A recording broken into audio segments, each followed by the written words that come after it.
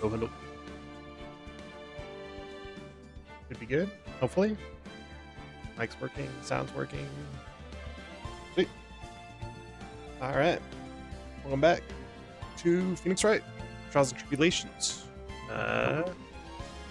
We are on episode 2. Episode 3. Oh. Did the initial investigation.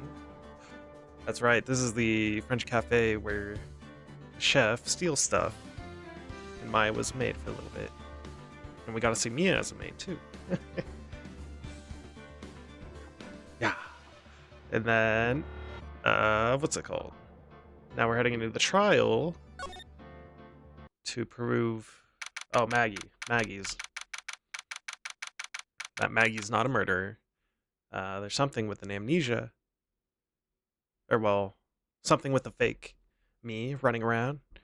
He was red-skinned and looked like a devil. And yeah, I guess we'll just find out. But first, we have to prove she didn't do it. Mostly. Oh, I see. I guess I should have expected this. Nobody saw the other guy, huh? Nobody. But he was there. Oh, when I took the coffee over, sir. Scout's honor. Maggie. Detective Gumshoe. Are you doing alright? How you feeling? As if you need to ask either question, sir. Oh, goddamn. Don't let him get you down, Maggie. And don't forget to eat well, okay? Roger. And you. Yeah? You better square this case away, got it, pal? Maggie's innocent, you hear? If you screw up, then I'll be doing some squaring away myself. Squaring away some paperwork for your arrest. Damn, Gumshoe. I'm here to help. Hey, detective. You're on our side for once, right? Yup. So, you'll be able to help Maggie out, right?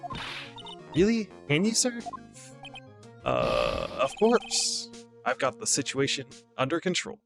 I'm gonna be the first witness on the stand today. Makes sense. Something I say doesn't mesh with the facts. Make sure to point it out, alright? Yeah, sure. Okay.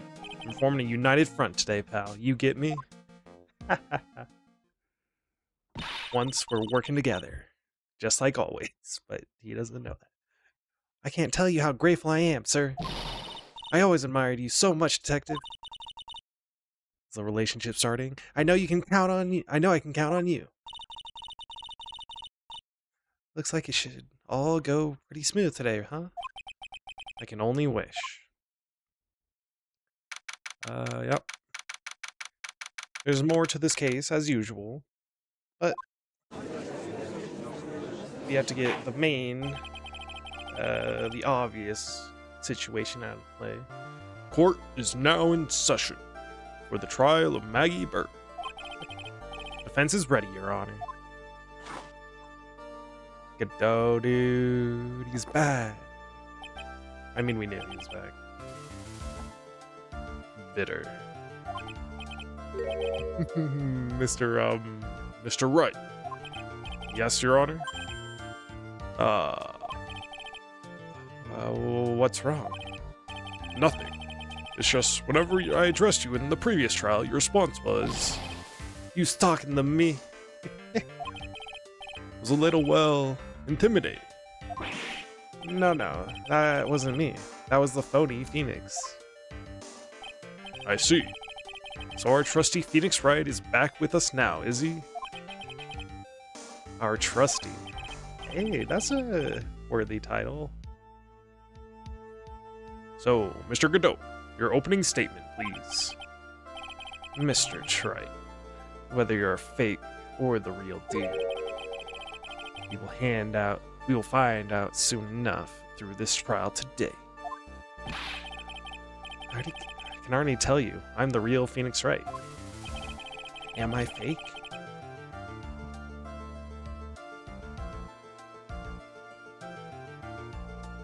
Wasn't questioning whether you are Phoenix Wright or not. I was questioning whether you had studied the law. Alright, look. I may have not read any of the books, but I am a lawyer, okay? That's what I intend to find out. There's no denying. Behind that mask is a man who really hates me. For some reason or other. I don't know who it is. I don't think we know who it is yet, but... As everyone is aware, court has already given its verdict on this case once. Therefore, I won't stand for irrelevant testimony during this retrial. Nor will I stand for a simple repetition of evidence presented in the last trial. I'm not planning on repeating anything that phony me said. Trust me. Now then, Mr. Godot, please summon your first witness.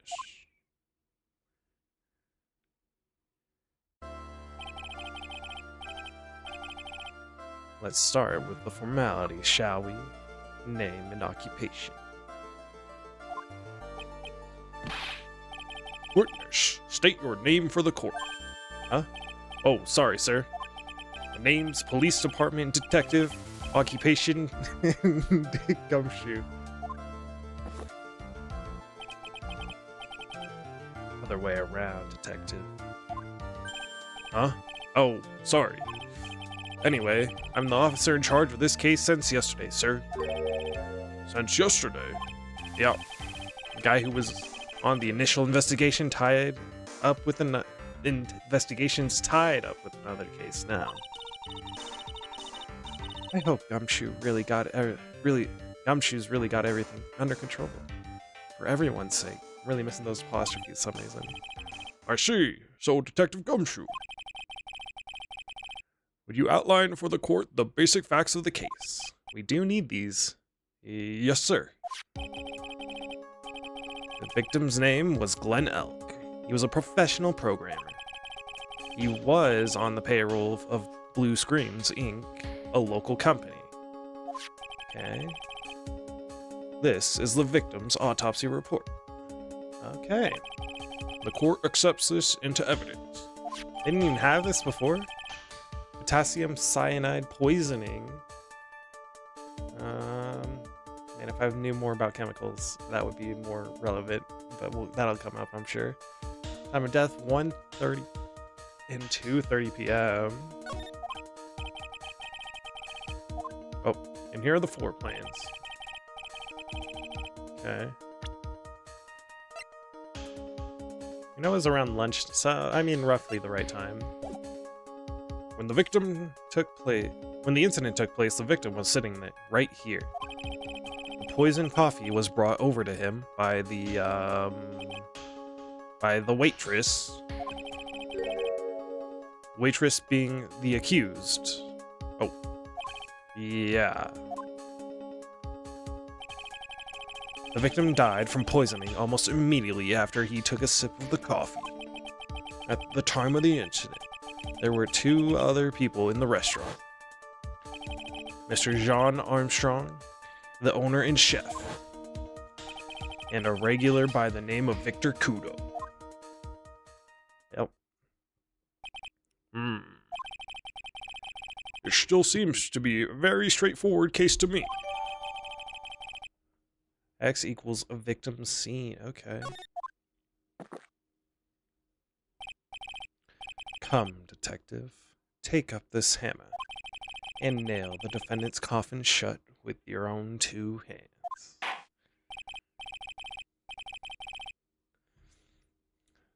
Now then, Detective Gumshoe, let's have your testimony. Yes, sir. The incident. When the incident took place, the victim was alone at his table, sir. We understand that the guy, Glenn Elg, was listening to the radio at the time. Traces of poison were found in his coffee cup. And what we found was potassium cyanide.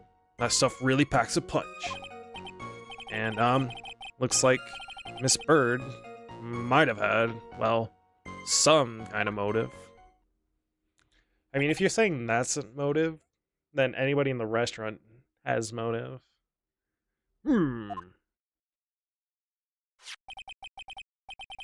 Using the dark, aromatic depths of coffee to conceal the poison. Classy lady.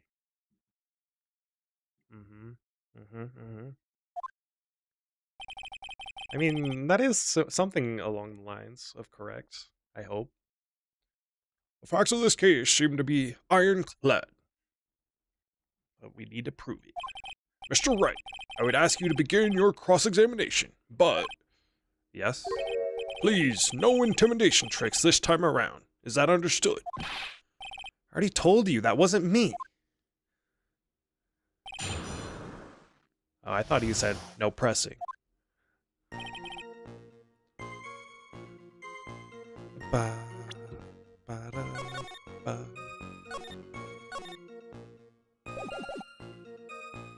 I'ma press him, like always. Can I stop you for just a minute?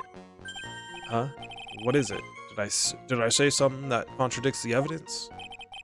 So desperate for that to be true, he's practically crying.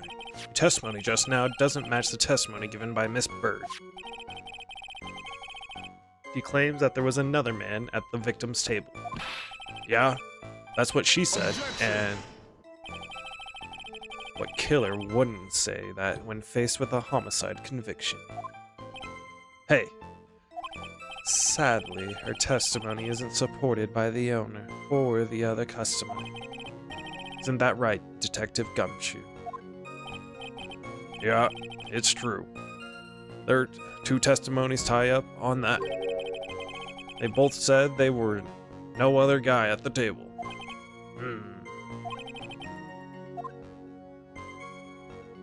Yeah. I'm gonna press harder, but I don't know. Well, maybe the other witnesses just missed him. Perhaps their view of the victim's table was obscured in some way. That is true. That is true. You can't see unless you're directly across because of the floor plans we just got. So if he wasn't sitting at that table, this table, then you wouldn't know.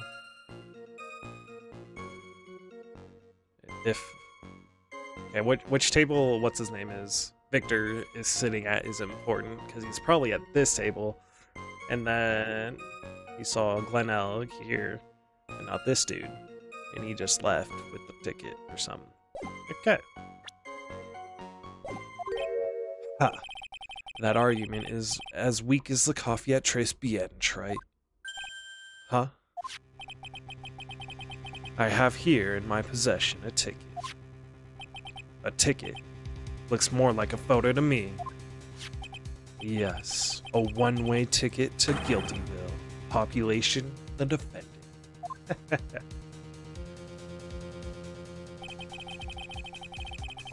This is a photograph taken from near the entrance to the kitchen.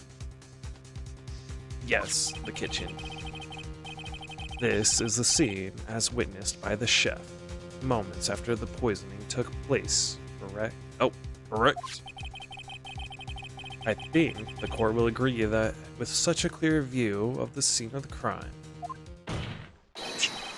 How, Mr. Trite, could anyone have overlooked a second person at the table?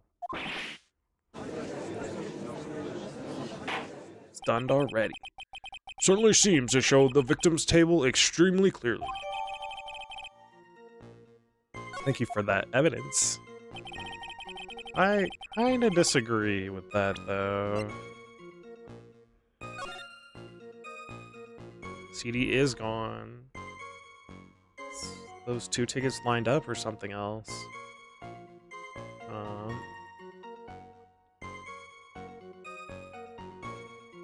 I kind of, like, there's a whole fucking... Can't see half the fucking thing. Glenn Elg was listening to the radio. Okay. I'm a president. He was listening to his radio, you say? Yeah, he has a portable radio in his chest pocket. Maggie told us that too, didn't she? Something about how one of them had some sort of earpiece. Should I press a little harder? Yeah, why not? And what was it that the victim was listening to on the radio, Detective Gumshoe? Huh? How should I know? Thanks a lot. We're now one step closer to the middle of nowhere. This isn't going very well, is it? Detective. You please tell us about the poison and how it was used.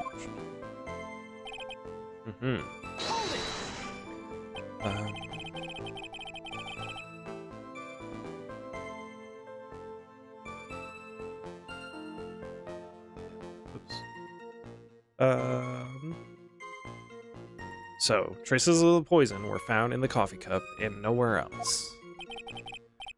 Not sure I get you, pal. Was the poison a liquid, or was it a powder? If I had to put it into layman's terms, I'd say it was a powdery substance.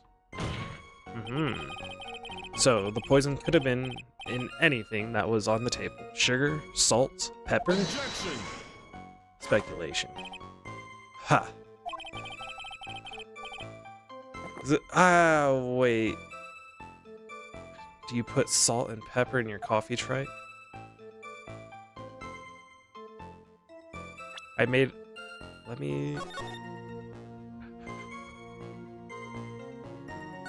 Wait, let me reload this really quickly. I want to see how many cups of coffee he has. I'm gonna skip through this really quickly, though.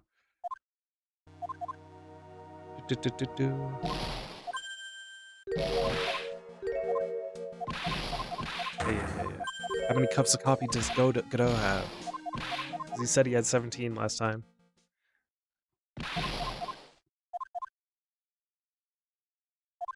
Alright. He starts with one. I'm gonna count the sliding animation as the thing. So he's at 1. And we go through all of this opening stuff. Good thing I counted before. That's the same cup of coffee.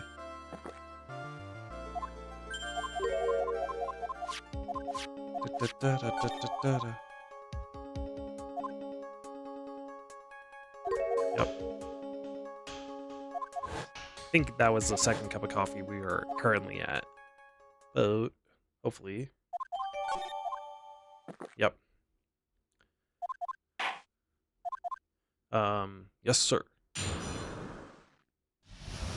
And this is where we're at. Kind of? Wait, let me get through to the cross-examination really quick. Yep. Perfect. Okay.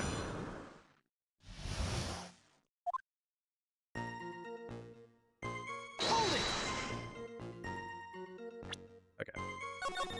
He's on cup 2. Wait. He's on cup 2 of coffee, okay? Remember that. The victim took his coffee, black, with no sugar. No. It seems that the poison could only have been in the coffee. What should I do? Should I press on this point a little harder? Are you absolutely certain that the victim even drank any of his coffee? Huh? What do you mean? According to this file, the poison was found in the victim's coffee cup. But what proof is there that the victim even drank any of it? Oh, hey, you're right. That's what I was seeing. In case you were wondering, that last objection was for the detective there. Huh? For me? Oh, hey, you're right. Maybe fooling the court, but I'm not falling for it. You have the time to waste, you have the time to present that piece of evidence. That piece, sir. Yes, that piece. What are you hiding, Gumshoe? What piece was it again?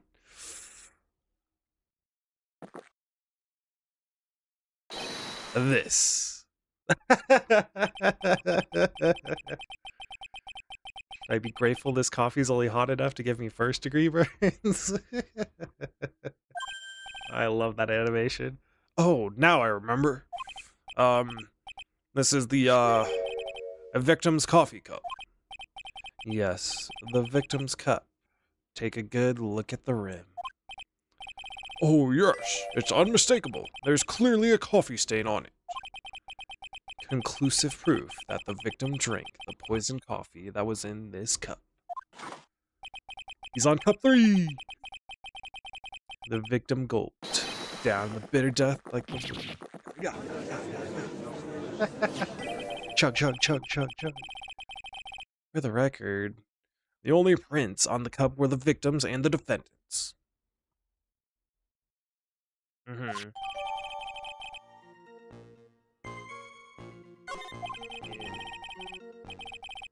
Upon further investigation of this cup, we found a certain chemical substance.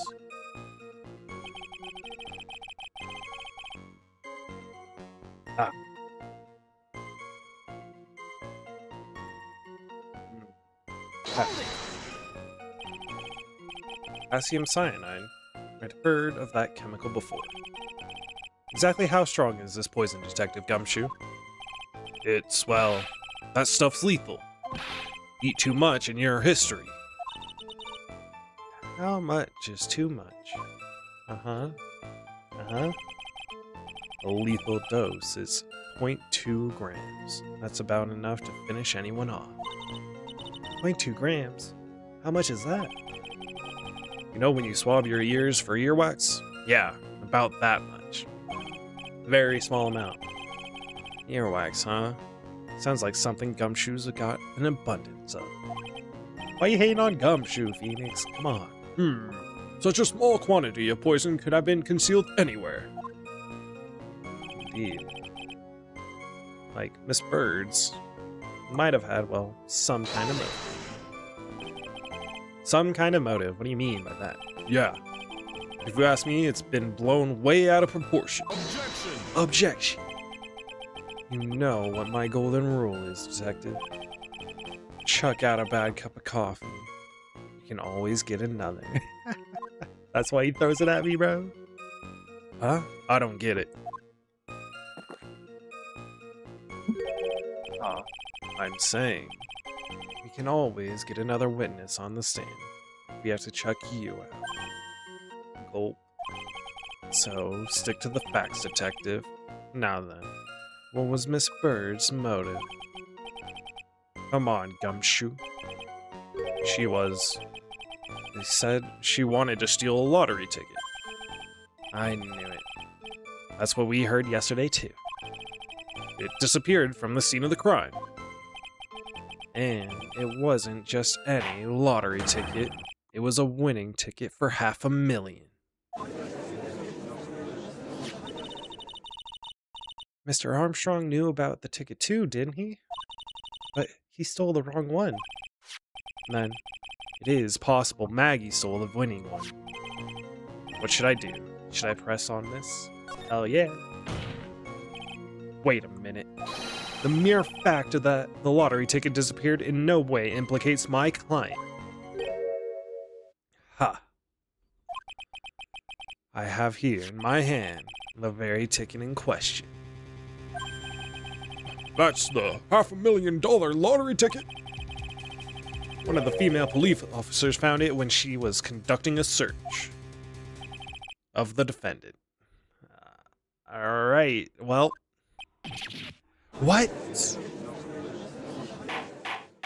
Maggie and her bad luck, bro. Order, order! Huh. She's quite a lucky bird, our little waitress. You will submit that ticket as evidence to the court immediately. I better keep an eye on that ticket. The way the judge's voice is quivering, I knew you wanted it, bro. A winning ticket for $500,000 found during a body search of Maggie. This ticket was presented to the court in the previous trial too. But it feels heavier now, somehow. $500,000, you say? It's just a scrap of paper. What matters is where it was found, Your Honor. And that's on Maggie's person, unfortunately. That's enough. The facts of this case seem overwhelmingly clear to me. The defendant had ample opportunity to commit the crime of which she is charged. Furthermore, it seems beyond reasonable doubt that she did indeed commit this crime. I like an old man who knows the score. There's also the matter of $500,000 lottery ticket. That alone provides a very credible motive. I mean, for that sum of money, even I might be tempted to bend the rules. I don't mind an old man who's weak to the siren call of money. Not good, Nick. The evidence against Maggie's starting to pile up fast. Yeah, that's because the court has ruled guilty once before. Cut 4.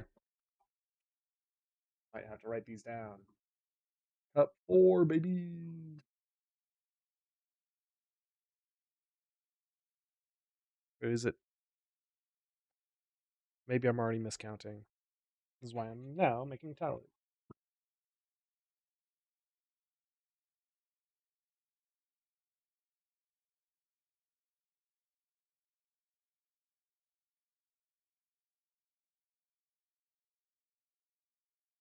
Okay. Wrap up this repeat performance with one final decisive piece of evidence.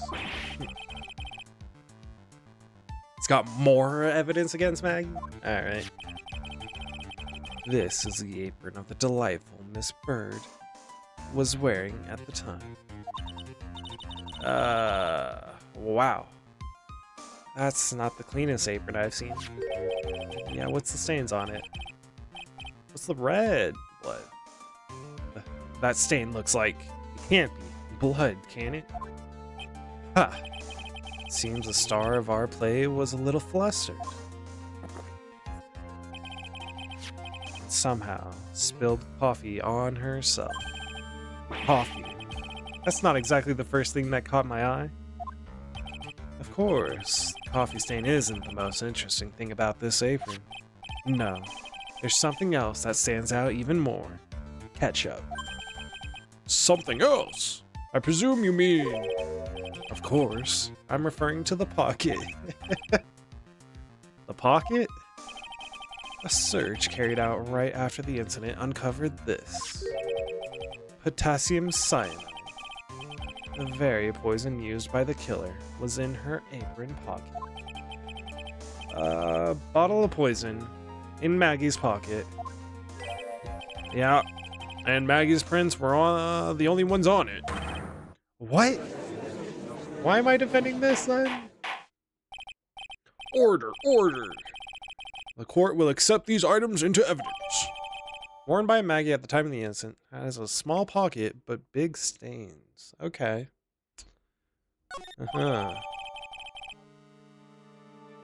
It's red paint. Of our phony red paint. And he happens to be all red. Deadly powdery poison. Bears Maggie's fingerprints. There's something still bothering me, Mr. Godot. Why have you not explained the bloodstain to the court? Bloodstain? What bloodstain would that be? Don't play games, prosecutor. The blood-colored stain that's smeared all over the apron. That's ridiculous. No one told me anything about a bloodstain. You don't need to be told, just look at it. What? Well, detective, could this stain really be blood? No way, sir. It's just ketchup, sir. I fucking called it, bro. Ketchup? Are we sure it's ketchup? She must have gotten some on her apron while taking someone their breakfast that day. You could have spoken up a little sooner, Detective Gumshoe. Pull a stunt like that again, and I'll have you drink 17 cups of ketchup, witness. Damn. I thought everyone knew that what it was already. I haven't seen anything yet to make me doubt the last ruling I made on this case. The motive, the opportunity, and the supporting evidence. They have all been clearly established. Well, Trite, it seems you really are a phony after all. You really know how to drive a man nuts. Witness, please continue your testimony. Describe to the court the crime scene and the findings of your investigation there.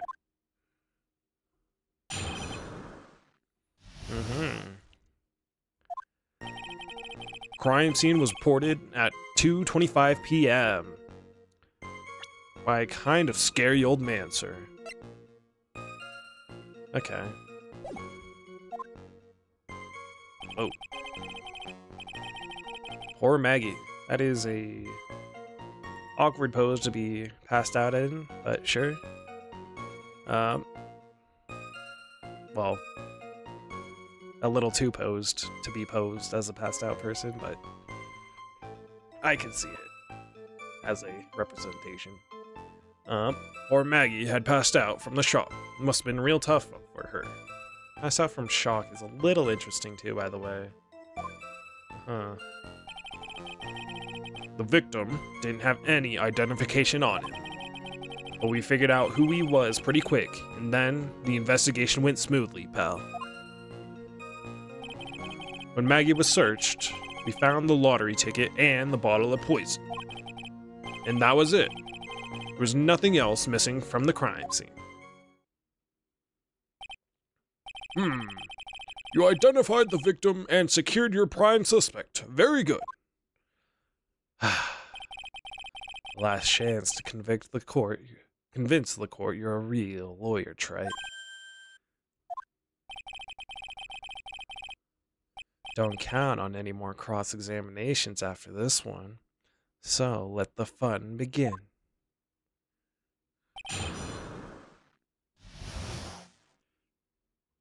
I think our contradiction is the CD, question mark, and the newspaper.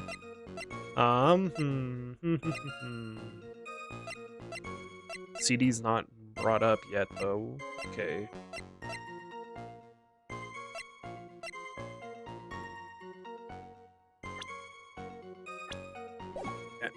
I'ma press him, though. Scary old man. Detective Gumshoe. There's an old man who's a regular at the restaurant where the incident happened. We're obviously talking about the same old man. Officers were dispatched right after the report came in, but the old guy still made a fuss. What took you so long? Then he hurled abuse at them, and seeds. Seeds? Ha, it was nothing. I caught each one with my teeth. Cha cha cha cha. I guess not even the mighty Godot can avoid being attacked by that guy.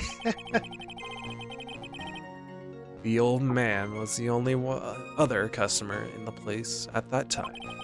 He took his time finding the payphone, apparently. So he was late reporting the crime. Okay.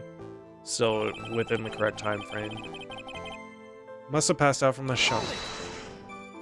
This is strange. How long was the defendant unconscious for? The officers got to the crime scene around 2:40. Maggie was still out cold in the kitchen at that time. Took another 10 minutes or so before she came to. I would have liked to have been on the scene myself. But you would have liked to have carried out the search too. I would have loved to see Maggie asleep like that, all pretty and peaceful. Yo, thank you for the follow, Pamela. Hope you enjoy. Working through this case, trying to prove people innocent. And Gumshoe's perving on, what's it called? The lady. The waitress. Ha! Well,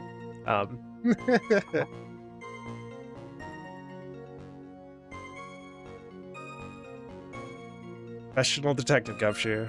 Not a professional bird watcher. Save the romantics for your own time, detective.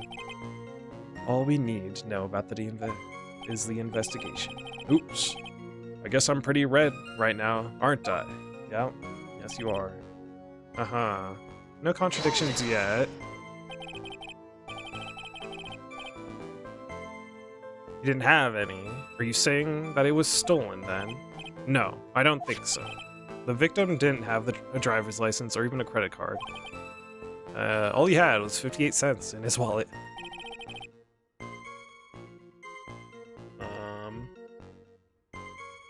I don't know what that means. 58 cents. Yeah, and I can't believe I found someone with less in their wallet than me, pal. Aw, poor Gumshoe, bro. Should have bought a lottery ticket. The victim sounds like he has a thoroughly miserable young man. Damn. Or some kind of outlaw. Why not give him a bit of an edge? I think I'm onto something here. That is true. Okay. Said he had a job, though, I think.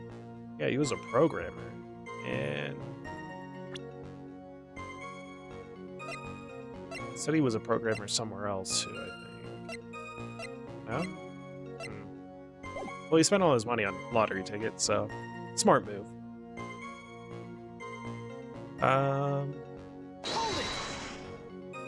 Okay. Wait a sec. Huh? Did I say something dumb again? Let me phrase what you just testified to the court. The victim didn't have any form of ID on him. That's basically what you said, yes?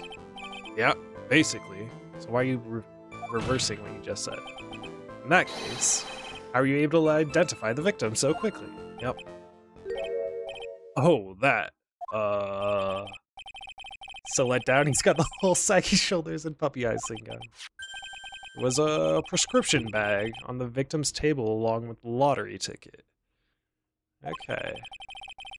It seems Mr. Glanelg visited his doctor before he went to trace BN.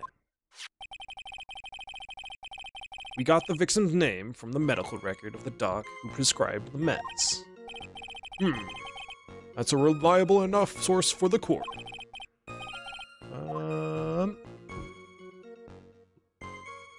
Gonna have to ask about both, but okay.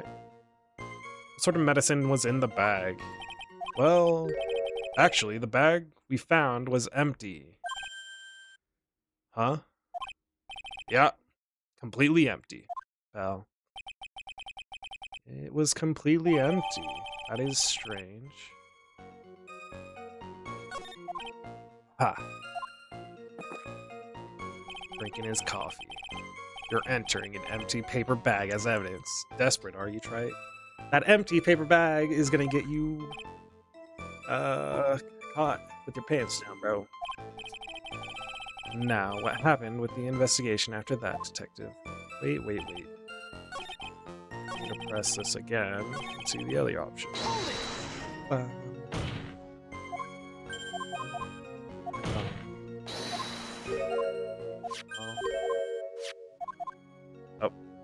Okay, I got the right option then, never mind. Was searched. We found the lottery ticket and bottle of poison. Okay. But the defendant had been passed out for a while, correct? In that case, isn't it possible someone planted the evidence on Maggie's pocket? That is what I was thinking as well.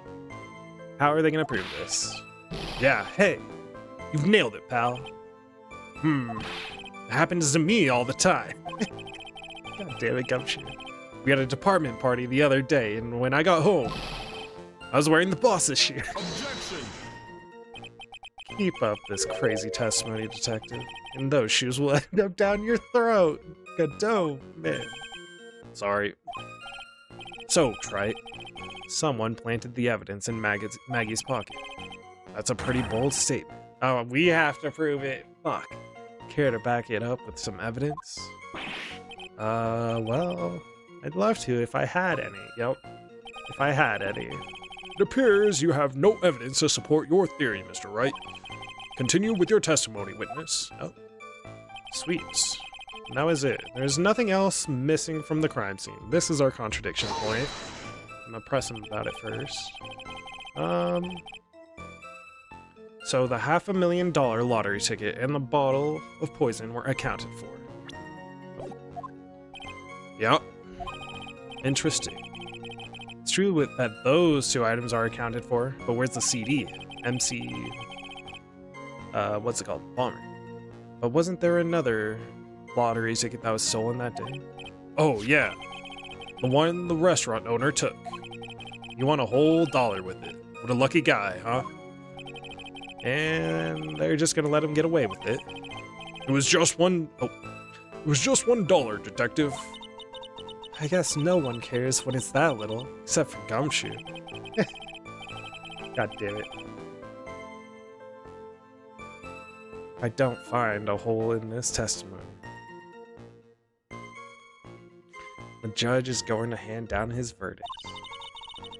Gumshoe isn't giving us anything to work with. And we can't find any contradictions if he doesn't give us something.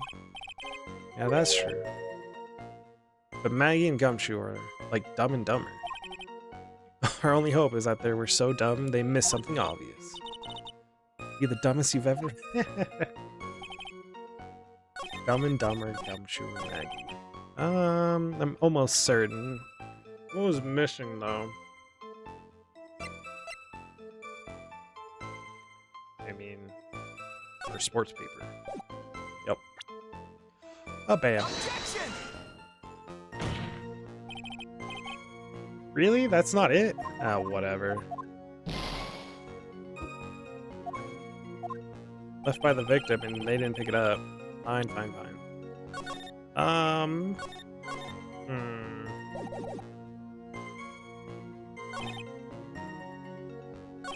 Wait, if I don't find a hole, the judge is gonna hand down his verdict. Anything to worry.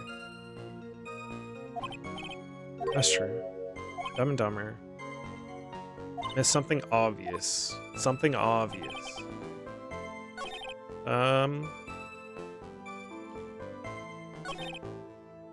Didn't have any idea.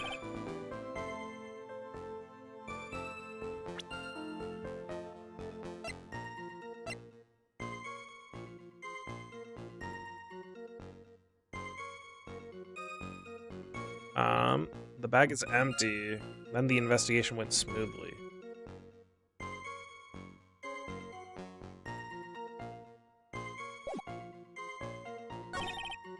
Uh-huh.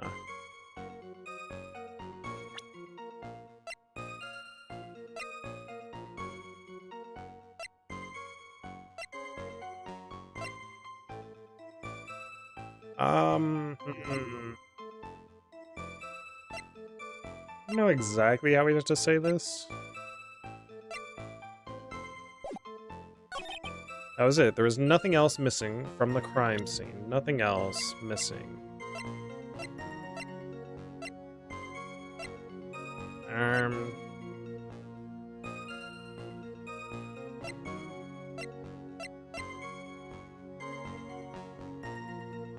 Is this it?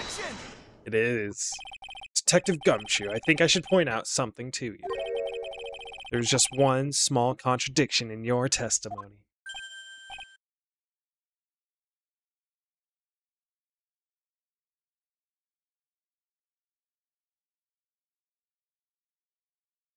Uh-huh.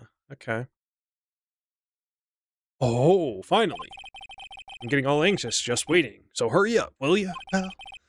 You testified that nothing else was missing from the crime scene. However, the prescription bag you mentioned was empty. Did the officers recover the medicine from the scene of the crime later? No, they didn't. The victim was given a prescription right before going to Trace Bien. Where, then, did the medicine disappear to? Almost completely unrelated, but we're stretching. You are too cool, pal! Indeed! Due consideration wasn't given to the victim's prescription in the previous trial. Witness! Why do you always overlook such vital pieces of evidence? I guess that's the most careless thing I've done so far, huh? Now we're getting into it. The victim was killed by poison, and the victim's medicine mysteriously disappeared. The victim's own prescription could have been the lethal poison itself. Order! Order! Well, Mr. Godot, what do you have to say to that? Ha. That's all? What? Read for the court the name of the clinic on the prescription bag, if you will.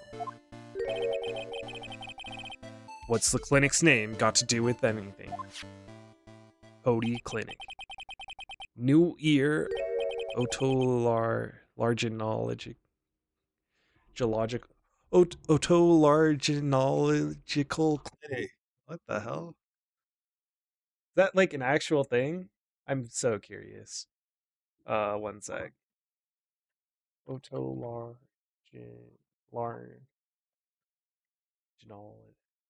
definition. Study of diseases of the ear and throat. Ear and throat. That's a word I didn't know. Otolaryngological. That is a word to pronounce, so god damn. Just what kind of illness was the victim suffering from, Mr. Godot? Cut 5, baby! Cut 5!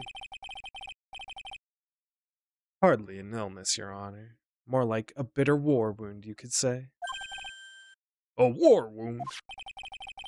The day before the incident, Mr. Elg found himself in a fight.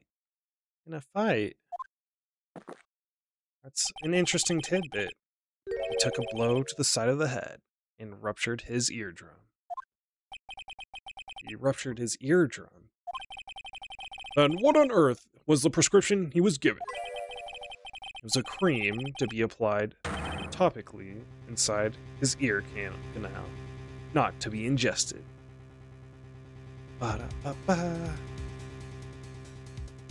Topically, I'm assuming, is like physically? Kinda don't know.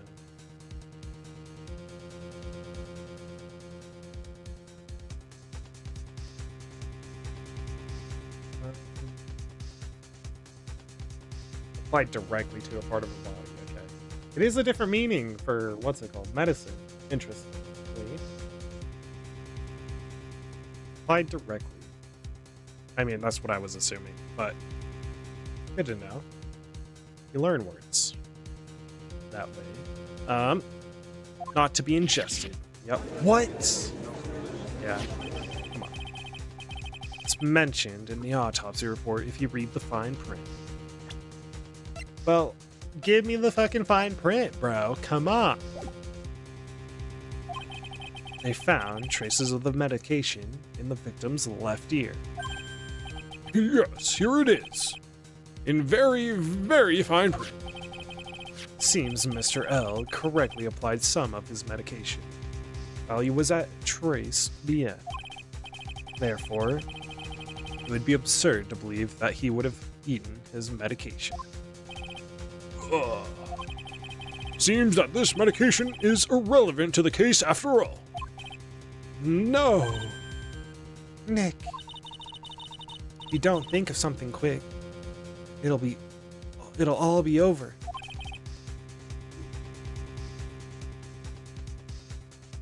One sec, actually.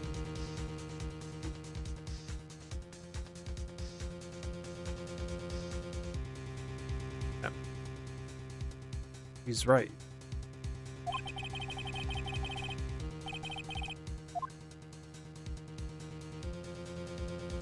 But I can't get away with any old weak objection. What should I do? Push the medication issue, because I don't think anything else. Only moments ago, Mr. Godot made the following statement.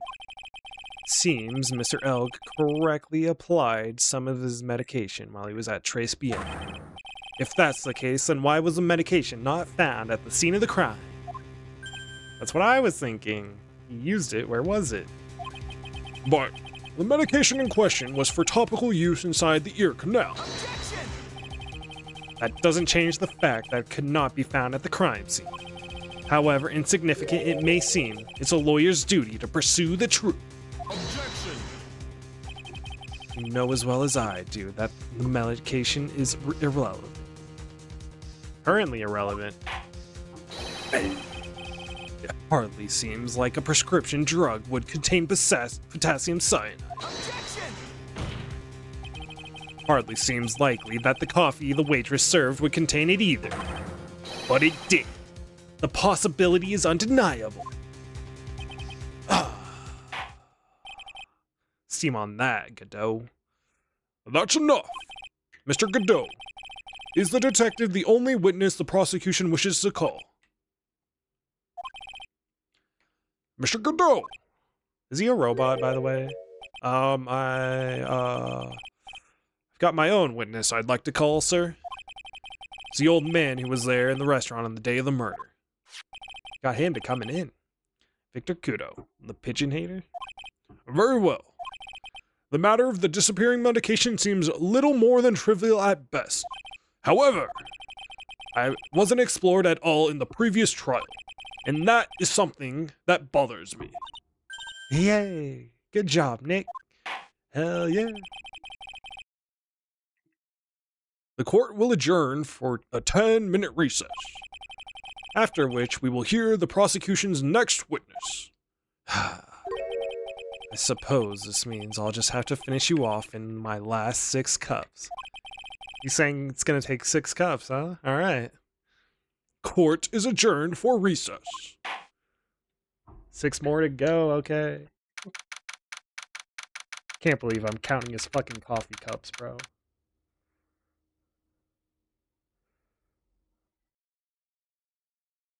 Alright.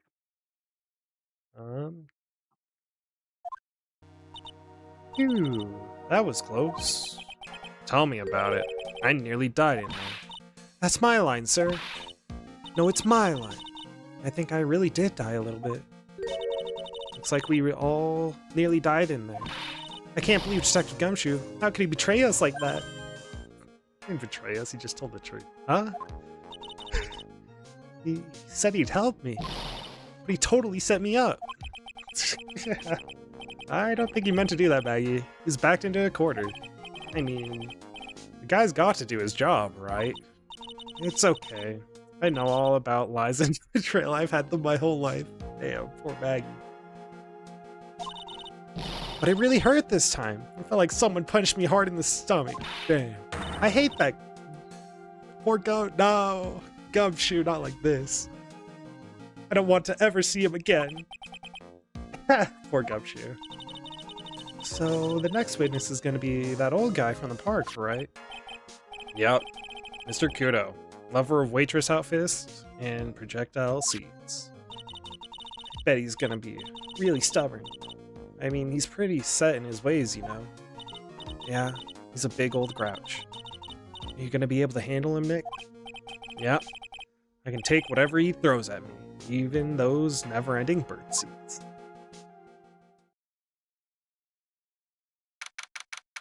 Alright. Time for the old man. We're not any closer to solving this case, unfortunately. I think we can get closer to the possibility of it being somebody else, though. Mr. Godot, your next witness, please. Prosecution calls the lucky old-timer who caught the show over a cup of coffee. Will the witness please take the stand? There he is. Military man. Name and occupation, if you don't mind. The name is Victor Kudo. Born and bred in the land of the rising sun. Honor and duty are what make me. Mind you, I can be quite emotional at times. Yeah, we don't need to hear about that, Mr. Kudo. Just tell us what your occupation. My occupation? Listen, youngin. How much call do you think there is for kimono embroidery here? Kimono embroidery? That's what I do, or did, back in Japan. I embroidered family crests on kimonos. My ancestors were embroiderers, kimonos before this country even existed. Wow, a real craftsman. They're a dying breed. That is kind of cool, actually. I'm not gonna lie. Hey, maybe he can embroider my costume sometime. It is true. Anyway, like I said, there's not much demand for that kind of thing here. So I had to take a job working the cash register at a burger joint, pretending to smile. His voice is a little too gangstery. I don't know, but it's what I gave him, so it's what I gave him. That burger joint would have been better off putting him in the kitchen. Now then, witness. Were you in the restaurant at the time of the incident? Oh yes, I was eating some seeds over a cup of Javachino. Seeds? What do you think these are, I see. So you saw everything that happened, Gramps. Did I? Oh yes. Oh yes, I did. I saw it all. Then please tell the court. We're all ears. Sure. I'll tell you. I'll tell you every last detail. He's really getting into this. What I witnessed. The young man was reading a sports paper. This is where the sports paper came in, huh? Okay. The serving girl brought him a Javachino, but she put some in it. The man took one sip of it, looked like he was in terrible pain, and then collapsed. That's a serving girl right there in the defendant's chair. I remember her well. Mr. Kudo, she is not a serving girl. Please refer to her as a waitress. Ha! You're as bad as the rest of them. All these newfangled words. What's wrong with the old-fashioned ones, huh? Newfangled? All this talk of radios and glasses, it's wireless and spectacles, I tell you. Excuse me. Listen to me, everyone. Don't forget the old values. Don't let the good old days slip away. Well, I think it's time to begin the cross-examination. Yes, Your Honor. I don't want to do this. What I witnessed. The young man was reading this. Oh wait, he already read these. Okay. So you saw the victim then, and you saw Mr. Glenn Elg. I wanted to know if Gustin Braun retained his championship or not. So he's looking at the sports paper the victim was reading, huh? And the location in question... That means he saw the newspaper. There were partitions between tables on the side. Where was Victor Kudo sitting? So what if they are? You say you could see the victim. That means you were sitting at the table on the other side of the restaurant, correct? Ha! I go to that place to drink Javachino. I don't go to sit. I don't remember which table I was sitting at. You mean you go there to eye the waitress? Oh. Brought him a Javachino. Mr. Kudo, this is a very grave accusation. Are you sure about what you saw? Victor Kudo never makes mistakes. I do everything every T and cross every I. Oh, I dot every... Okay, goddamn. I miss every T, apparently. And every apostrophe. I see. My eyesight's fine. The doctor said I only need spectacles for reading and driving. I bet his eyes are only fine when he's scoping out a waitress. And I saw what the servant girl put into the Javachino as well. I bet I know what's coming up, and something tells me I'm not gonna like it. Press harder. Your Honor.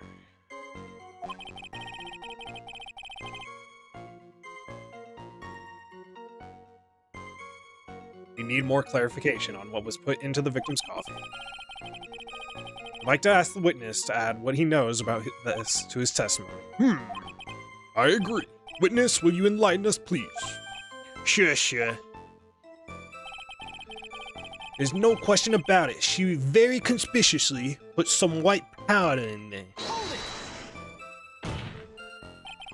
She really put that into the coffee.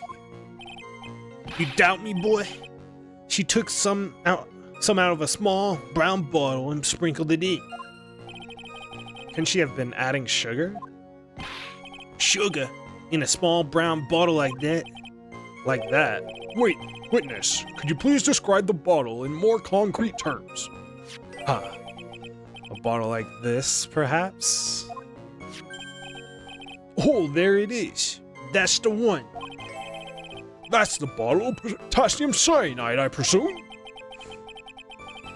So what did the accused put into the coffee? I think it's clear, don't you? It was worth knowing. The man took one sip of it. Looked like he was in terrible pain and then collapsed. I don't think it took just one sip. You youngins, you waste everything. Those Javachinos cost $8. In the good old days, we would have drank every last drop, eaten the cup, and then died. Hey, I respect it. $8 for a cup of coffee? I'm drinking that shit too. Congrats. You have earned the title of the battiest man to grace a courtroom. Debatable. So, it was an immediate death. Well, with potassium cyanide, I suppose that it is possible. Oh yes, he slumped over without so much as a twitch. Felt the Javachino I just drank turn sour in my stomach. Oh yes, I know the feeling. And the waitress, I presume she is... That's the serving girl. Think old CD really saw Maggie do it? Well, he probably had his eye on the waitress the whole time. That's why he was there. But he was there for the... He was there for the cute outfits, right? Not the waitress. I guess. She makes a good point, though. Did I just say something clever? I wonder if the waitress really was Maggie. There's a fake Maggie, bro? That's what we have to figure out. I'm impressed. You said, I remember her well in reference to the waitress. Does she have any particular features that you can identify her by? Particular features? It's a disgrace, that's what it is. Sorry? You can see all the way up her, you know. She's practically naked in that uniform. So the particular feature you recognize about the waitress is her outfit? But anyone could wear just such an outfit. Even me. Mr. Wright, please spare the court any further mental anguish from that image. Phoenix Wright, waitress, ace waitress. Don't get all excited, Nick. You gotta keep yourself together. I guess I got a bit of... Huh. There are other things I recognize about it too. What should I do? Press harder. Sure, you saw a waitress take the coffee over to the victim. But what matters is whether the waitress was Maggie Bird or not. Quite right. Mr. Kudo, these other features that you recognize about the defendant, I would ask you to add them to your testimony. Sure. There was a ribbon in her hair, and her apron straps were loose. Maggie is short hair. Has short hair. Ribbon in her hair. Ribbon in her hair. Ribbon in her hair. Apron straps loose. There's another. The goth chick we saw, the depressed one. Seem to remember several details about her appearance. But what about the most crucial detail of all? Her face. Yeah, as if I wouldn't remember that. Objection! A witness noticed the straps on the accused's apron. He's unlikely to make a mistake about her face. That's right. I can even tell you the color of the ribbon in her hair. It was red. So you see, there's nothing wrong with the witness's eyesight. There's no doubt he remembers the waitress pretty well. What should I do? I get the feeling there's something more to this. The back. The identifying features you describe are all things you would see from the back. So what? Is it possible that you never saw the waitress from the front at all? Objection! He's got you there, Gramps. People normally talk about facial features when they ask to describe someone. But this witness's testimony is nothing but straps and ribbons. This is harassment. I tell you, I'm not obsessed with straps and hit ribbons. I'm just telling you what I saw. Mr. Kudo, the court requests that you add details about any identifying features. Features you observe from the front, that is, to your testimony. Sure. This old man's testimony is getting longer and longer. And if I can't find a hole in it soon, it'll get even longer, I bet.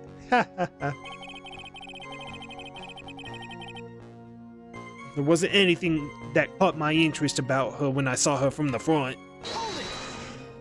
No boobies, bro. You didn't find anything to be distinct, but you did clearly see the witness's face, yes?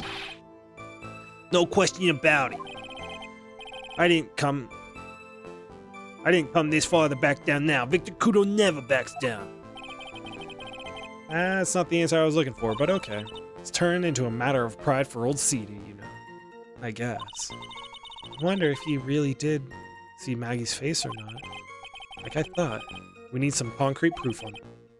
Proof that the old guy didn't see the waitress clearly from the front. Do you think old CD really saw Maggie do it? Uh-huh.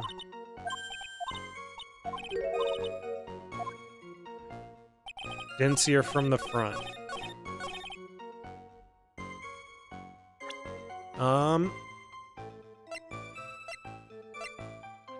Didn't see her from the front. Didn't see her.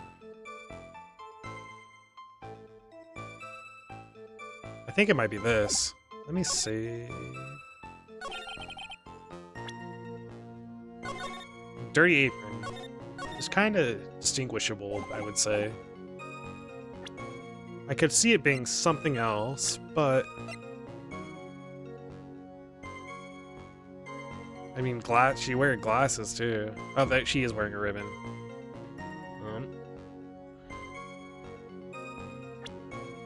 What about her dirty apron?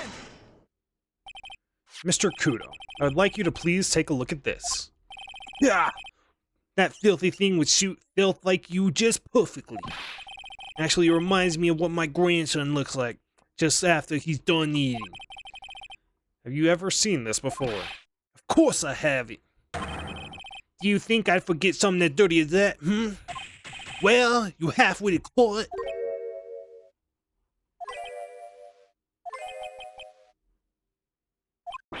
What is it? Ever since I said you half-witted caught, there's been an eerie silence in here. Mr. Kudo, this apron is the apron worn by the defendant on the day of the poisoning. Ugh. What does that mean?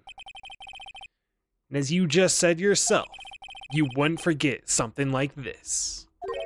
Which means, if you had really seen this apron before, yes, you know what I'm getting at. You couldn't have possibly seen the waitress from the front. Oops.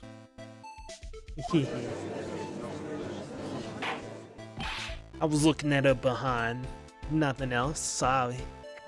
Witness! You can't just oops your way out of this. Well. Looks like we finally have a genuine trial on our hands. Top 6, baby!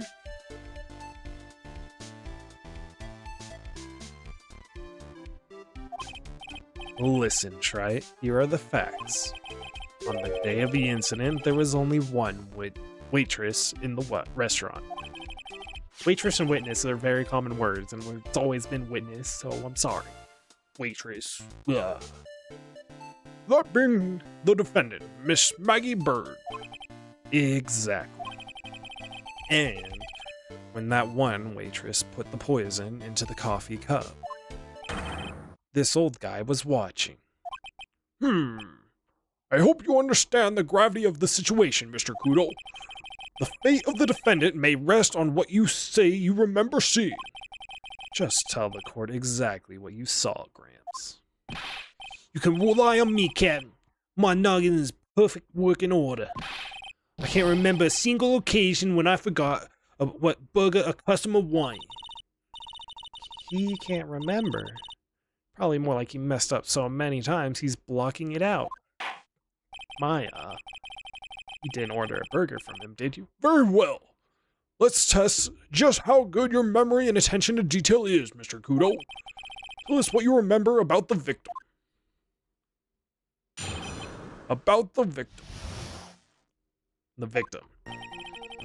He was another of those pesky young types, wearing a broken pair of spectacles. Okay. Reasonable.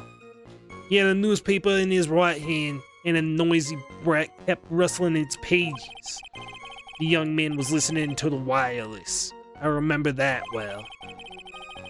Then the servant girl in question brought her over the Javachino.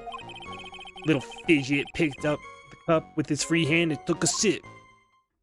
Pretty detailed. The testimony we have just heard was to test how credible the witness's memory is. Seems to me that he remembers the victim in great deal of detail. Oh yes, I hate those you-know-what types who are so vague about everything. How are we going to handle this, Nick? We only need to do one thing. Press him. We just need to prove that the old man's memory is shot. Just trip him up, you mean? Isn't that kind of cruel? I suppose, but it's what I do best. Phoenix Wright. Ace. Interrogator. Alright. I'm a press him. There. Spectacles. Dark glasses, do you? One of the lenses was green, but the other was broken. Newfangled rubbish. That's why I remember him so well. He did have some kind of lens over his left eye. See, that's what I was like. It wasn't spectacles, but it's also... you could describe it like that. But I wouldn't call it... See? Alright. He seems to have been wearing some rather modern-looking shades. Perhaps I should take to wearing some and rival Mr. Godot's sharp appearance. We better come up with something sharp and quick. Guess I'll wait and see if I should challenge him about the spectacles. I think that's important. Newspaper was a sports paper, was it? That young hooligan. I nearly asked him, can't you even read without fidgeting, huh? How was I supposed to be able to read the back page with all the rustling going on? I needed to find out if Gustin Braun retained his championship title. It was his paper, not yours. If you wanted to know so bad, why didn't you buy your own? What are you looking at me like that for, How dare you think I'm poor? Gustin Braun got beaten yesterday, by the way. Anyway. Lost the champ. Listen to the wireless, I remember that well. The wireless. That decadent young rascal. In my day, it was one or the other. Read the paper and listen to the wireless. Oh boy. Using an earpiece, it's selfish, that's what it is. I was straining my ears, but I couldn't catch any of it. Is he that desperate to listen to the radio? What are you looking at me for? How dare you feel sorry for me? Hey, it ain't wit. It's getting whipped. It ain't getting whipped. And the serving girl in question. I mean the waitress, who you only saw from behind, right? You're one of those, are you? You never let anything go, isn't that right? Maybe. What does it matter if I saw her from the front or the back? Better not push until we got some hard evidence. Digit picked up the cup with his free hand and took a sip. His free hand. Yeah. Which hand was that? Weren't you listening before? Cloth ears. I said he was rustling the newspaper with his right hand, didn't I? His free hand. Oh, damn. Huh. Perhaps the great Mr. Trite has 3 hands. Yeesh. I was only asking. No need to gang up on me like that and treat me like a freak. Your whole point of cross-examination is to establish just one thing.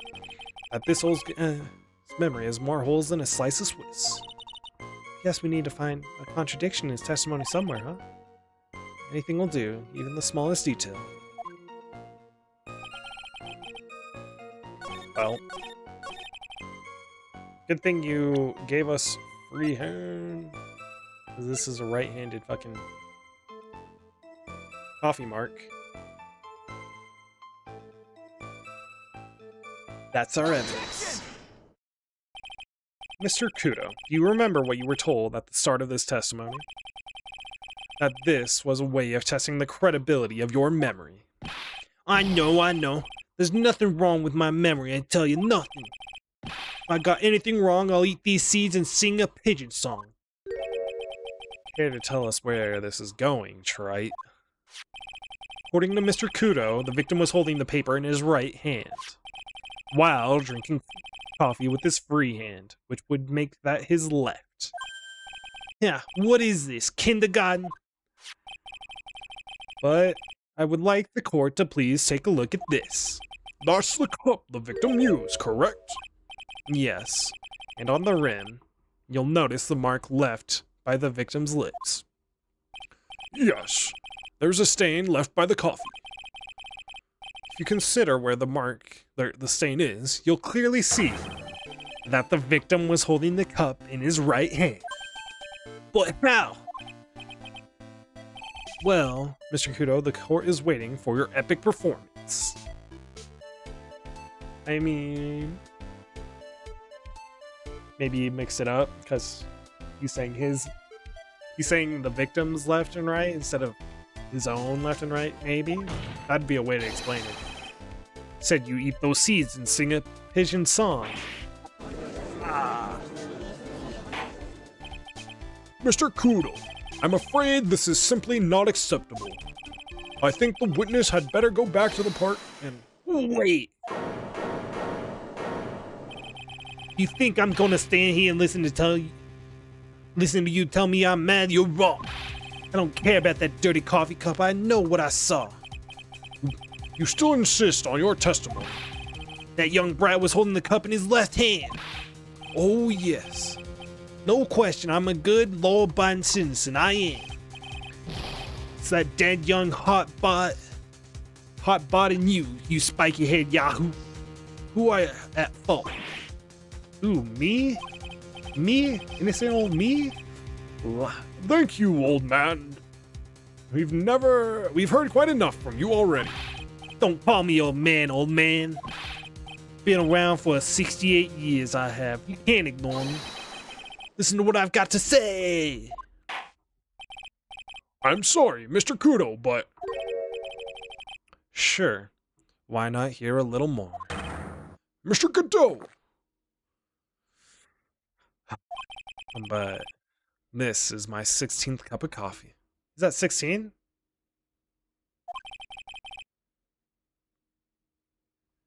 So this is your final stand. Is it every time he drinks? Every animation's a different coffee cup? Thank you, Captain. You can rely on Victor. Chop, chop, chop, chop, chop, chop, chop. Left hand or right hand? The boy was wearing the earpiece on the same side as the green lens of his specs. Kept fiddling with it all the time. He was fiddling with it just before he picked up the cup, too. And then he used the same hand to pick up the cup, his left hand. We know that the victim was wearing an unusual monocle over his left eye. It wasn't a monocle, Your Honor. It was a small computer monitor, often used by programmers. A monitor? You mean like a television screen? The inside of the lens is a screen that displays computer data. It's called HMD. It's a common tool in the victim's line of work. HDTV, DVD, CD, all these newfangled letters drive me mad, but they don't matter. I know what I saw and I'm telling you the truth. It's true, he doesn't seem to be lying. And those are the facts, in good old black and white. Left hand or right hand? Huh. I'ma press him though.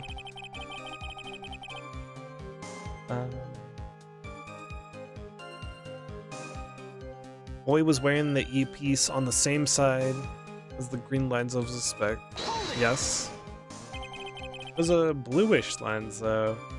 So the victim was wearing an HMD. Uh-huh. What does it matter? There's none of them actually, but anyway.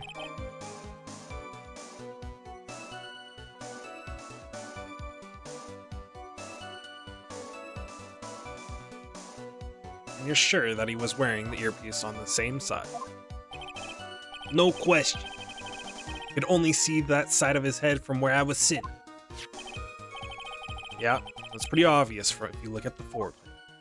So you're saying he's sitting there? Okay.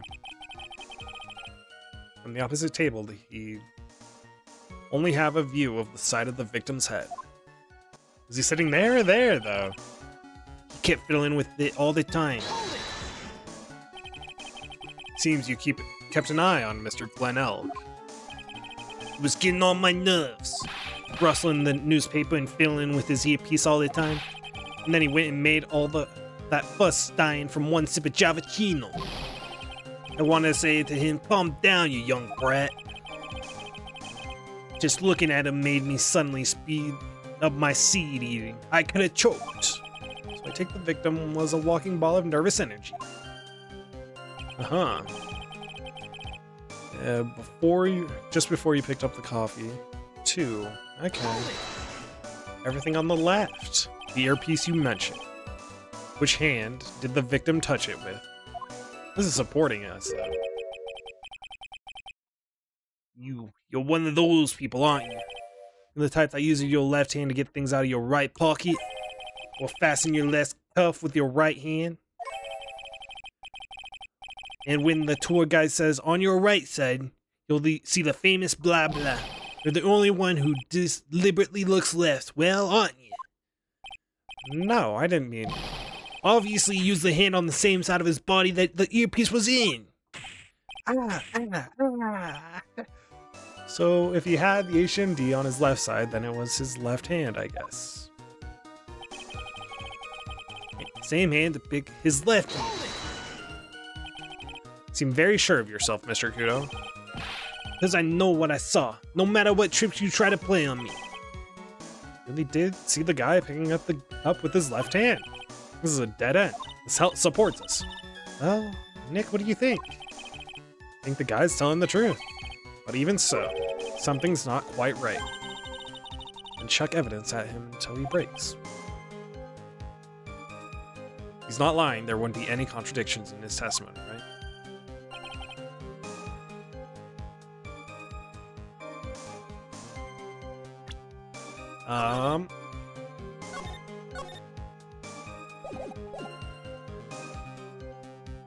Green lens of his specs.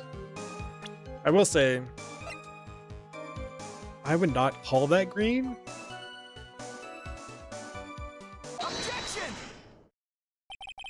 Not sure where the relevance of this is, but Mr. Kudo, something very strange about your observations of the victim. What? This is it. You say he was wearing an earpiece on the same side of his HMD.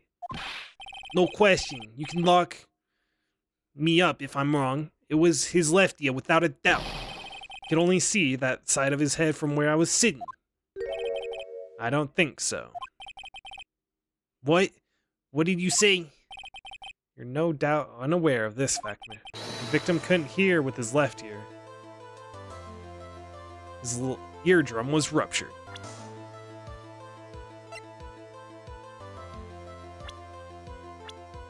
Ah.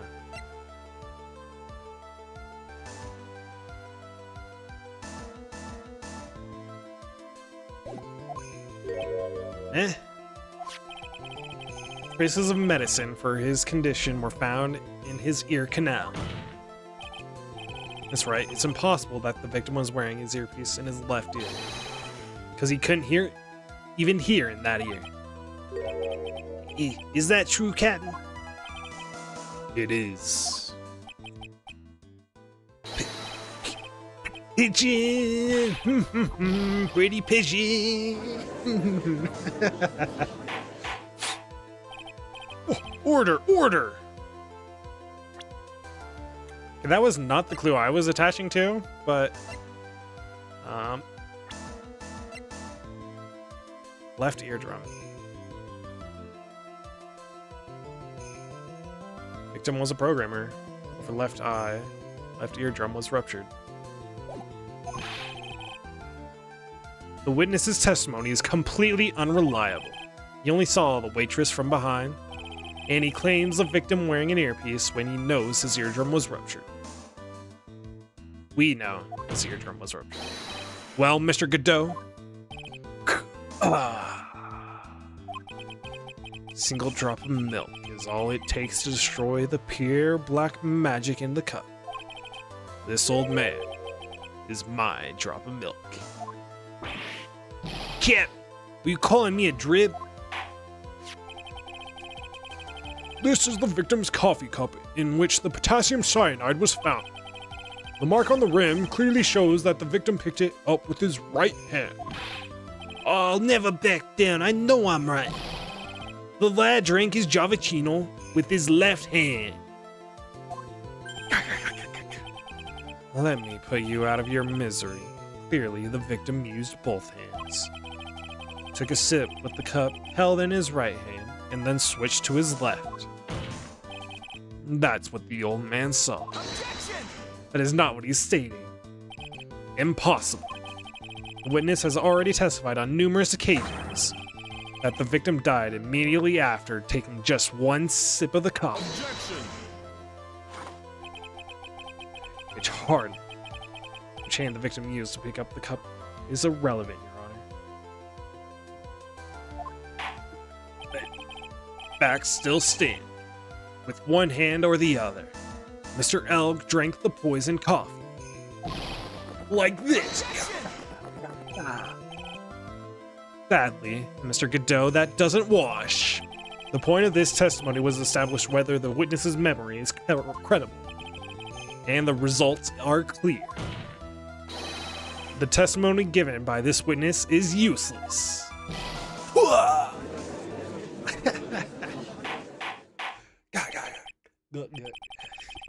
I believe it is time to conclude today's proceedings. I am satisfied that the witness is not deceiving the court. But to be frank, his testimony is a farce. Did you have to be so frank? Take that, you pompous old fogey. I'm sorry, Mr. Kudo. You can't reach me from there. And I'm ordering the defense and prosecution to investigate this case further. That is all for now. This court is adjourned. We made it through. Oh! Wait! If we stop now, where does that leave me? Leave you, Mr. Kudo. Thanks to that blue-suited young upstart over there. I'm just a bumbling old man who can't even dot his T's or cross his I's now. How is your bad memory my fault? I'm sorry, Mr. Kudo, but there's nothing I can do. I've kept my mouth shut until now, but there's something else the court should know. What? There's more. To be perfectly honest, it might not be anything. But I want another chance. I want another crack at you, you young shark. Me? He's looking at me like some sort of evil shogun. Well, everyone, what do you say to one final showdown? The final chapter in this eccentric old man's scrapbook. Sorry, Gramps. I've already had my 17th cup of coffee. What have you got to lose, Captain? I'll give you all the Yavachino you want if you come to my house after the trial. I may be 68 years old, but Victor Kudo is still a man. And that's enough, witness. I believe it'll be quicker for the court to just hear your testimony. You bet, much, much quicker. I can't believe this is happening. Ha ha ha. You better get ready, youngster. I get the picture. Quit throwing seeds at me, would you? He's gotta be using some sort of infinite ammo code with that box. Infinite ammo seeds. The final showdown. First of all, I want to stress that this might be nothing. I'm not too sure myself. The young boy slumped over the table as soon as he took one sip of his Yavachino. Well, the clumsy idiot upset the vase. He knocked it right over. It broke in the strip of cloth covering the table that got completely soaked. Well, how about that? Turn things upside down, Quite indeed. I knew the fucking flower. What? Go back. I questioned where were the flowers. Is that all? Yes, that's all. I remember it perfectly. You're doubting me again, you down a poor defenseless old man? No, we're not doubting you, Mr. Kudo. Don't you get the feeling there's a question hanging on everyone's lips, Nick? Yeah. So what? Probably. That's all I can think of. I have to cross-examine this guy? You're a burbling. That's why that's all that you can think of. Very well, Mr. Wright.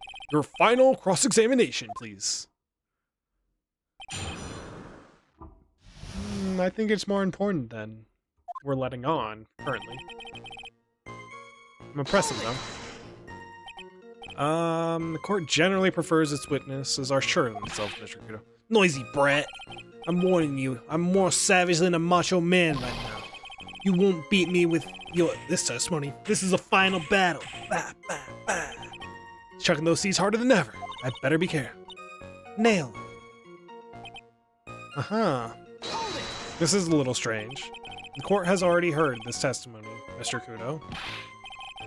I know that, I was just setting the mood. How else am I supposed to build up the suspense, huh? The suspense? Yes. Now what do you think? Should I work the audience a bit more? No, please continue, Mr. Kudo, as quickly as possible. Alright, now where was I? Ah, yes. The young boy slumped over the table and... Well, the clumsy idiot said... The vase, you say? Yes. There are vases on all the tables in that place. The accident's waiting to happen. They're practically begging to be knocked over. Well... He's right about there being vases. I do remember seeing them, too. There was a vase on the table when I ate lunch there. You saw the moment when the victim actually knocked over the vase? Well, it's hard to say. It's a bit unclear. How do you really define? Okay, I get it. I heard it break. And the sight of it burn in my memory is clear as day. It broke, and a strip of cloth covering the table got completely soaked. Soaked in water, you mean? Yes, it splashed me on the knee as well. Said you were sitting at a table across the room from the victim, yeah? And yet the water still managed to splash onto you? It was cold. I clearly remember it splashing me. Really? Would water really make it that all the way across to the other side of the room? Well, how about that? Turn things upside down. You mean the vase on the victim's table falling upside down and breaking? The vase turned upside down and my testimony turned this case upside down. It's a joke. I just wanted everyone to hear it. What do you think, Captain? I'm impressed by your ability to waste time. Doe hasn't raised any objections for a while. So you young show off with that scrap of information, I'm throwing down the gauntlet. If I lose this one, I'll take it like a man and admit defeat. He's really giving you the evil eye, Maya. It's you he's looking at, Nick, not me. And it's like he's saying, I triple dog dare you to find a contradiction, young. I guess I'll just have to rise to the challenge.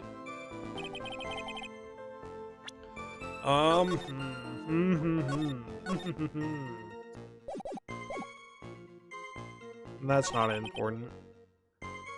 That's kind of been proven. Upset the vase, you knocked it. It broke. I think it's this.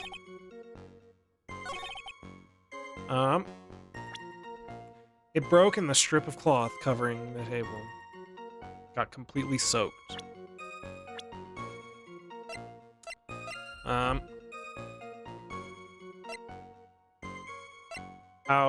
is this relevant, though?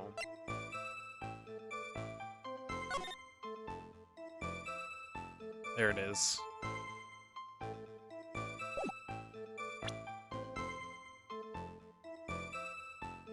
Crime photo. Objection! Bam. Mr. Kudo, this is a photograph of the crime scene. So what? Look carefully at the table. The vase is there, intact. Huh? Lost your tongue, Granddad? I'm no granddad of yours, Hopscotch. You kind of deserve that one, Phoenix. Enough. If you throw any more C's in this courtroom, the cleaners will be here all night. What is it now? I just remembered something. Yes, go on. The broken vase. Haha. It was on my table. What? Well, you see, it startled me when the young lad collapsed, so I stood up. That must have been when it fell over. The vase on my table, I mean. The vase on your table. Yes, it was on my table. That's how my groin came to be completely soaked.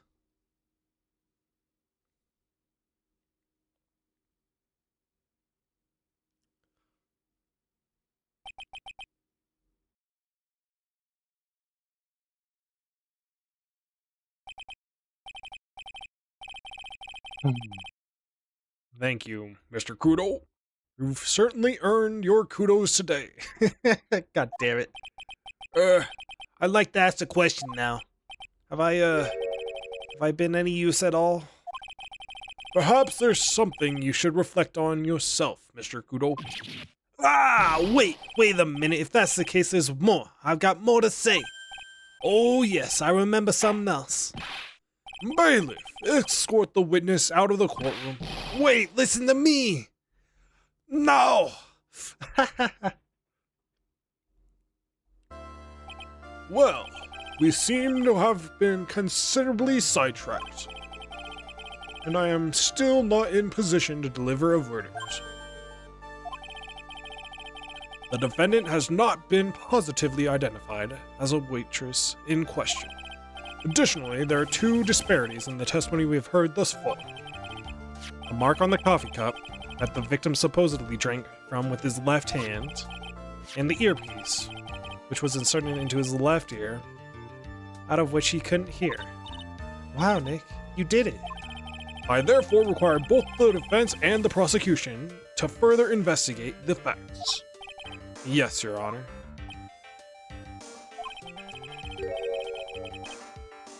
There is one more thing before I call today's session to an end. One more thing, Your Honor. The witness we just heard from.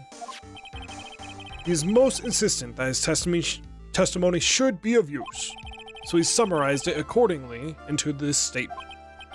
Okay. You may each have a copy of it if you wish. Whatever. The prosecution doesn't need props like that. Joe's really mad, huh? Yup. I would be too. Very well. Here you are, then, Mr. Wright. There are 3 copies. My own, yours, and Mr. Godot's. Yes, Your Honor. When the incident occurred. Oh, I broke the vase at my seat. I'm sorry. It's not a haiku, bro. Come on.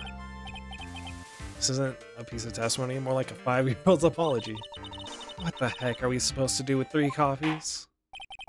That is all. This court is adjourned. We need to flip the fucking French restaurant to the other side.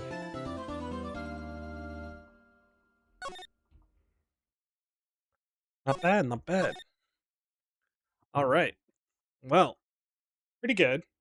Like I said, I knew we weren't really going to prove anything. It was kind of just clear things up so we could get to actual relevant information towards who the murderer is. We did gain some things, but there's still a lot unclear that hopefully we can discover in this. Might even go into the next day after this, though, too. But, it's been an hour and 45, so I'm probably gonna end things here. I'm Azrin.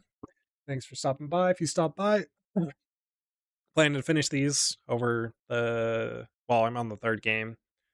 So I'm planning to finish probably next week, maybe? Question mark. Then I'll probably play something else, but I do enjoy these games quite a bit, so I will definitely be back. And if you watch this, hope you enjoyed. Streaming Monday through Thursday currently, 4 p.m. PST. Hope you stop by, and peace.